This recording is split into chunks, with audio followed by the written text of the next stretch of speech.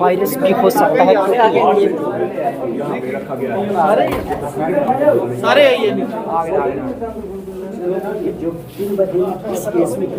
I am Dr. Shuja Qadri, head of the Department of Community Medicine and epidemiologist. So Medical College was given the responsibility of doing the surveillance of this area since the beginning of the incident, and simultaneously to give an expert opinion, do an detailed epidemiological investigation to rule out what is the probable cause of this death.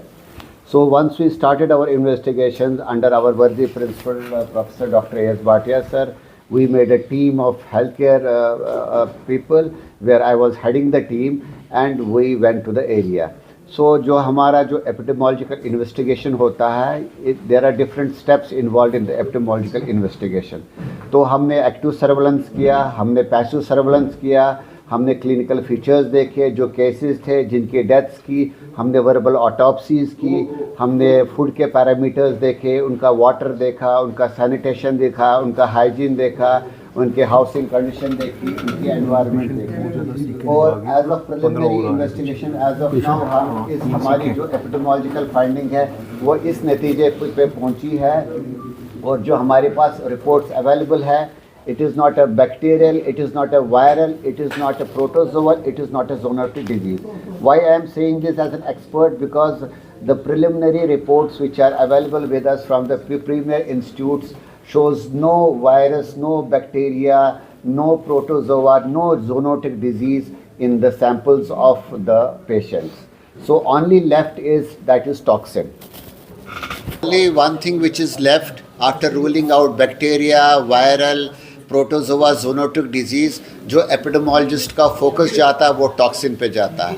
तो जब हमने toxin को हमने short list किया, फिर हमने as epidemiology हमने patients के साइंस एंड सिम्टम्स को देखा, और फिर हमने देखा प्रोबेबल टॉक्सिन क्या हो सकता है।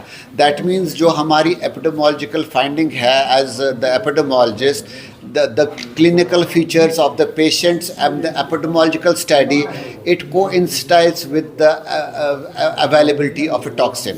अब ये टॉक्सिन क्या होता है? टॉक्सिन का जो मेन रूट ऑफ ट्रांसमिशन होता है वो इंजेक्शन होता है, और उसके अदर्स भी होते हैं। टॉक्सिन अगर हाथ लगाने से इंजेक्शन से हो सकता है। तो हमारी जो फाइनल डायग्नोसिस है ये है कि ये टॉक्सिन है, और ये टॉक्सिन इंजेस्ट किया जाता है।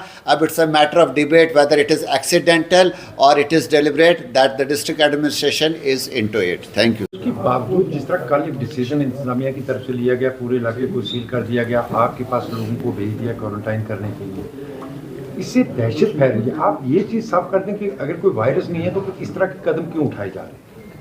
जमशेद जी, इस स्टेप से मुझे लगता है कि आप सबको इंतज़ामिया की तारीफ़ करनी चाहिए कि वो कितनी सिंसियर है, कितनी संजीदा है अपने लोगों की सुरक्षा के लिए, अपने लोगों के वेलफेयर के लिए। देखिए, एक दो तरह के दुश्मन होते हैं, एक जो दुश्मन सामने से आके लड़ता है, एक इनविजिबल दुश्मन होता है। और जब दुश्मन सामने दिखाई नहीं दे रहा तो हमने सब कुछ करना है अपने आप को प्रोटेक्ट करने के लिए, अपने आप को प्रोटेक्ट करने के लिए सब कुछ करना है। और ये जो वर्ड यूज़ कर रहे हैं क्वारंटाइन, ये वर्ड हमने सुना और महसूस किया था 2020, 21, 22 में जब कोविड आया था। ये वर्ड क्वारंटाइन इस एपिसोड के पास यूज़ नहीं हो सकता। ये क्वारंटाइन नहीं है, ठीक है, क्वारंटाइन नहीं है। ये सिर्फ एक ऐसा लोकलाइज्ड एरिया है जहाँ पे अनप्रेसिडेंट डेथ हुई है, 17 डेथ हो चुकी हैं। और हमें ये भी पता है और हमारी रिपोर्ट्स बोल चुके हैं कि ये वायरस नहीं है, बैक्टीरिया नहीं है। देखिए, सबसे पहले मैं अपनी स्टेटमेंट को जस्टिफाई करूँगा, मैं क्यों कह रहा हूँ ये इन्फेक्टिव डिजीज़ या वायरस और बैक्टीरिया नहीं है। पहली बात, हमारे पास रिपोर्ट्स हैं बड़े प्रीमियर इंस्टीट्यूट्स की, कंट्री के इंस्टीट्यूट्स की, जिसमें उन्होंने क्लियरली रूल आउट किया है एनी बैक्टीरियल और वायरल इन्फेक्शन। ये तो रिपोर्ट्स की बात आ गई। मैं रिपोर्ट के आने से पहले की बात करता हूँ। पहले केस हमारे पास आए थे 7 दिसंबर को। 7 दिसंबर से हमारे डॉक्टर, हमारे पैरामेडिकल वर्कर, हमारे health care worker in patients के साथ डील कर रहे हैं। मैं और मेरी टीम बदाल विलेज में कई बार आ जा चुके हैं और वहाँ बैठ चुके हैं। हम पूरा दिन बिता चुके हैं। ना तो मेरा कोई डॉक्टर आज तक बीमार हुआ है, ना मेरा कोई हेल्थ केयर वर्कर बीमार हुआ है, ना मैं बीमार हुआ। मैं मोहम्मद असलम और जो फजल, मैं तो उनके गले मिलता था। मोहम्मद फजल से मैं कल भी गले मिला हूँ।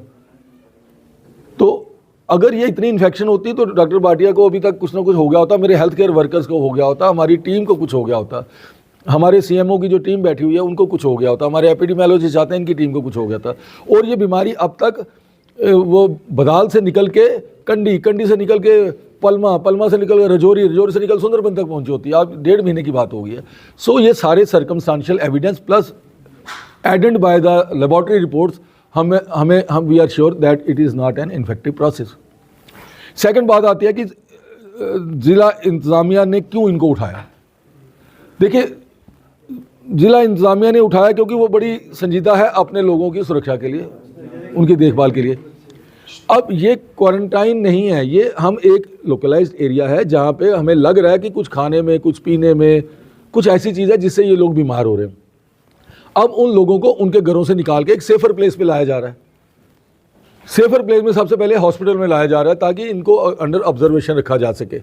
अगर इनको ज़रूरत पड़ती है तो इनको मेडिकल केयर भी दी जा सके। कितने लोगों को फिलहाल आपके ऑब्जर्वेशन में रखा है और अभी अप्रॉक्सीमेट को जो कंटेनमेंट जोन बनाया गया है उनको ऑब्जर्वेशन में रखने की जरूरत है? देखिए, ऑब्जर्वेशन भी मैं सेकेंडरी वर्ड यूज़ करूँ, पहले मैं कहूँगा उन लोगों को एक सेफर प्लेस पे शिफ्ट किया। एक ऐसा एरिया जहाँ पे हमें लगा है कि कोई एंडेमिक कुछ खतरा है, कुछ खाने में है, कोई पीने में है, कहीं पे भी है जो भी आइडेंटिफाई होना है, but it is not infectious. तो हमने उन लोगों को, देखिए 17 डेथ हो चुकी हैं, वी डोंट वांट 18th, हम 17 का आंकड़ा 18 पे नहीं जाने देना चाहते। इसलिए हमारी जो सरकार है बहुत सीरियस हो गई है और उन्होंने उन लोगों को उठा के एक सेफर जोन में डालने का किया। इस ऑर्डर के साथ जो ज़िला इंतज़ामिया निकाला है, डरने की कोई बात नहीं है। कितने लोगों को सेफर जोन में लाया गया है यहाँ? अभी तक हमारे पास 20 लोग आए हैं। जितने भी आएंगे पूरी डिस्ट्रिक्ट एडमिनिस्ट्रेशन उनको, उनका वेलफेयर देखने के लिए, उनका सेफ्टी देखने के लिए तैयार है। डॉक्टर साहब, जो रात को आपके पास एजाज अहमद जो लाए गए थे, जिनको बाद में आपने रेफर कर दिया, उनकी कंडीशन कैसी है? दूसरा, ये जो लोग आपके पास लाए गए हैं, इनमें से कोई सिम्टम इस तरह के इन लोगों में से किसी में पाए गए हैं? जो कल हमें कंडी से एक पेशेंट शिफ्ट हुआ था, एजाज अहमद नाम का, 22-25 साल का लड़का था, यंग बॉय था। मैं उससे भी परसों बदाल में था, मेरे पास उसने आगे हाथ भी मिलाया है, मेरे से मिला है बदाल में। वो सीएम साहब के विज़िट के दौरान भी मुझे मिला वहाँ पे। तो कल शाम को हमारे पास रेफ़र होता है कि उसका यूरिनरी रिटेंशन, पेशाब का रुक जाना उसके, और जब हमारे पास आ गया तो उसके जो वही सिम्टम आए थे जो पहले फजल की फैमिली में थे, वही फैमिली जो जटी में हुए और वही जो अपने मोहम्मद असलम की फैमिली में हुए थे। तो सेम सिम्टम जो मोहम्मद एजाज़ की आए। हमारे डॉक्टर्स की टीम वहाँ मौजूद थी, सारे सीनियर डॉक्टर थे, HOD थे। उन्होंने इमीडिएटली उसको मॉनिटर किया, CT स्कैन किया। ऑल्दो CT स्कैन नॉर्मल था, लेकिन with in half an hour उसका जो कॉन्शियसनेस लेवल गिर गया, जिसको हम GCS स्कोर बोलते हैं, वो 7 पे चला गया। तो अगर 7 से नीचे 5-6 चला जाए तो डेथ होती है। तो इमीडिएटली हमारे एनेस्थेटिस्ट HOD वहाँ थे, उन्होंने उसको इंट्यूबेट किया। और डिस्ट्रिक्ट एडमिनिस्ट्रेशन और हमारे जो लोकल MLA जावेद चौधरी साहब हैं, इन्होंने पूरे एफर्ट्स लगाए, हमारे डिवकाम ऑफिस ने एफर्ट्स लगाए, हमारे हेल्थ मंत्री साहब ने लगाए, क्योंकि लोगों की डिमांड थी कि इनको PGI चंडीगढ़ रेफ़र किया जाए। हमारे MLA साहब की डिमांड थी कि इनको PGI चंडीगढ़ रेफ़र किया जाए। तो उनका, लोगों का वो डिमांड भी सरकार ने पूरी की। और रात को एक हेलीकॉप्टर से रात को 1 बजे यहाँ से हमने जम्मू में सतवारी भेजा आर्मी के स्टेशन पे, वहाँ से रात को 1:15-1:30 बजे ये एयरलिफ्ट हुआ PGI चंडीगढ़ में एयर एम्बुलेंस में। और अभी मेरी वहाँ से डॉक्टरों से लगातार बात हो रही है। वहाँ पे डीन मेडिसिन है, मैं उनसे लगातार ताउन में हूँ। वहाँ पे इमरजेंसी के SMO हैं, डॉक्टर रेड्डी हैं, doctor Sanjay Jain is a dean and very senior physician of PGI Chandigarh.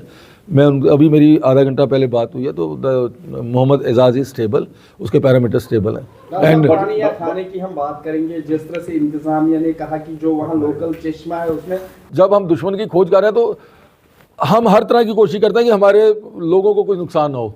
तो उसमें प्रिकॉशन लेते हुए उन्होंने उसको बंद किया है और उसको PHE का पानी दिया जा रहा है जिसमें वो